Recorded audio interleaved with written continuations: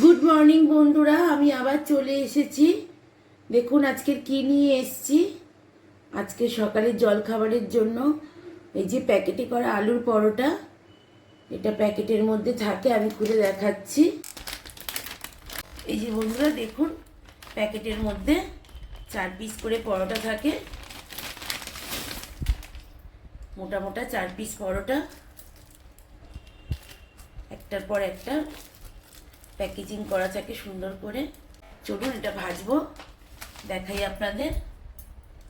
এই যে চাটুর মধ্যে এমনি দিয়ে দিলাম, আগে ফ্রিজে ছিল তো ঠান্ডা, একটুখানি গরম করে নিই চাটুতে দিয়ে।